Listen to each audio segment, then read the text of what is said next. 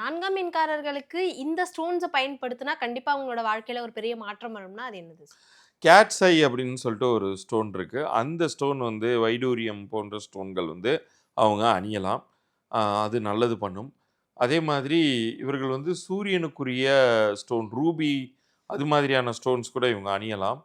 ஆ முக்கியமா வந்து இந்த 4ஆம் எண்காரர்களுக்கு பரிகாரமாக நான் எத சொல்லுவேன்னு கேட்டீங்கன்னா, அவர்களுடைய பெயர் வந்து ரொம்ப ஸ்ட்ராங்கா இருக்கணும். ஏன்னா, இவங்க லைஃப்ல வந்து அடுத்தவர்களுக்காகவே ஓடிக்கொண்டிருப்பதனால், நெறைய பொருளாதார இழப்புகள் அப்படிங்கிறத இவங்க லைஃப்ல சந்திப்பாங்க.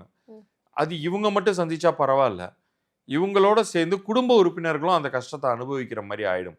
அது மாரி இருக்கக்கூடாதுன்னு நெனச்சாங்கன்னா, இந்த புரோகிராம பார்த்துக் கொண்டிருக்கக்கூடிய நேயர்களும் சரி, உங்களுடைய பெயர் வந்து உங்க பிறந்த தேதிக்கும், கூட்டு எண்ணிற்கும் பொருந்தியிருக்கா அப்படிங்கிற அனலைசேஷன அவங்க பண்ணணும். கண்டிப்பா பண்ணணும்.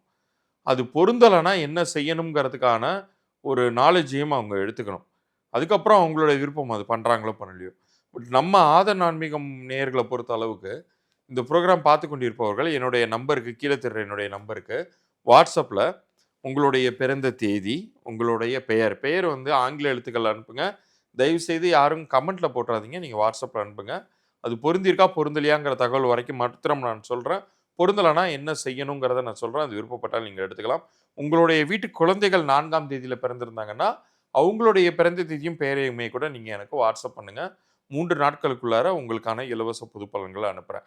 அதே மாரி இவங்க வந்து கோவில்கள் சார்ந்த விஷயங்கள், தெய்வ வழிபாடு சார்ந்த விஷயங்கள் பண்ணணும்னா, இந்த திருநாகேஸ்வரத்தில் இருக்கக்கூடிய அந்த ராகு ஸ்தலத்திற்கு அவங்க வந்து சென்று வரலாம். இங்க சென்னையில பார்த்தீங்கன்னா, சென்னைக்கு மிக அருகில் இருக்கக்கூடிய ஸ்ரீகாளஹஸ்திக்கு அவங்க போயிட்டு வரலாம். இந்த மாதிரி ராகு க்ஷேத்திரங்கள் ரொம்ப நல்லா இருக்கும். அதே மாரி நாகர்கோயில் இருக்கு இல்லையா? அந்த நாகர்கோயில் வந்து போயிட்டு வந்தாங்கன்னா, இவங்களுக்கு நெறைய பாசிட்டிவான விஷயங்கள் நடக்கும்.